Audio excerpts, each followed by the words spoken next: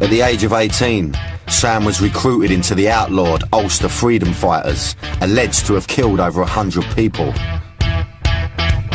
These were hardline Protestants who wanted Northern Ireland to remain under British rule. They fought the Catholic IRA with a brutal violence to stop Northern Ireland from becoming part of the Irish Republic. Sam became the most ruthless and dedicated soldier of his generation and went to the ultimate lengths for what he believed in. He had a reputation for being a hands-on trigger person, there's no question about that. We were the business, it was us, there was no banner in us. Sam grew up in Belfast in the 70s during the height of the Troubles. He was part of a lost generation, desensitised to violence after witnessing atrocities from a young age.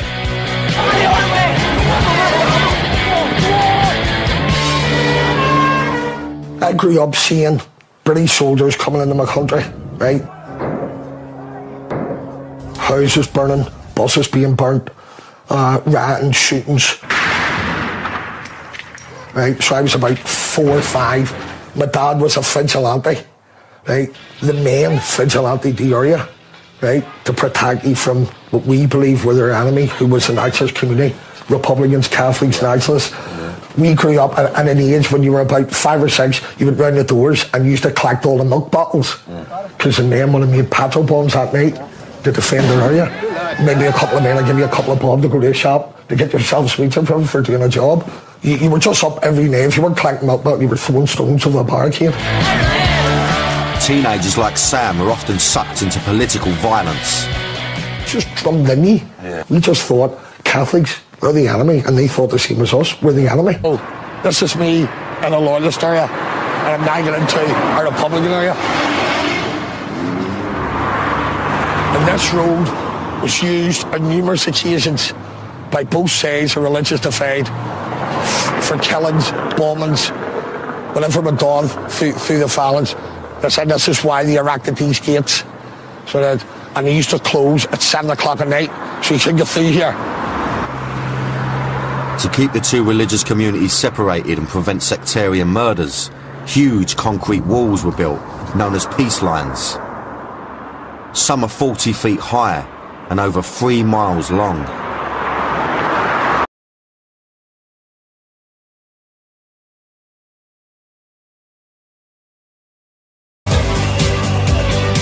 Every year he attends gay pride marches around the country and has been welcomed by the gay community. I just believe in equality for everybody. Gays, straight people, black, white, Asian, Indian. You know, we should all be able to live in a multicultural society without prejudice. Lots of people in the gay community up and down this country who knew what I was, and they don't judge me, they judge me as I am today. My past is my past. Till the day I die, that will follow me. I can't change it. I can live with what I've done, and I can move on. I hope the rest of the community can move on, and the rest of society can move on.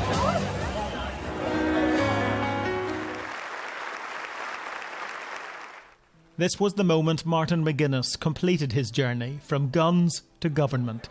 He shared power with the Reverend Ian Paisley. Unthinkable for an Irish Republican. I think what people are going to witness today is not hype, but history. And what we're going to see today is one of the mightiest leap forward that this process has seen. He had joined the IRA in his teens, risen to the leadership of its ruthless Northern Command, and been convicted of possessing ammunition and explosives. The Bloody Sunday inquiry found that McGuinness was probably armed with a submachine gun on the day British troops shot 14 innocent people dead. Flown to London for secret talks with the British government in 1972, he'd already been identified as a man with whom they could do business. But the violence continued. The IRA killed 11 people in the Poppy Day bombing in Enniskillen. McGuinness, by now Chief of Staff on its ruling Army Council, denied having had advance knowledge of the attack. When the IRA called a ceasefire, Gerry Adams appointed him as Sinn Féin's chief negotiator. Peace talks resulted in the Good Friday Agreement. If you look up from our front door, you can see Derry Walls. From his home in the shadow of Derry's ancient ramparts to the corridors of power, his transition from paramilitary chief to peacemaker came at great personal risk. But if there are people out there who are maliciously disposed towards my involvement in the peace process, and they want, bad enough to take my life, I'm around long enough to know that they have the ability to do that.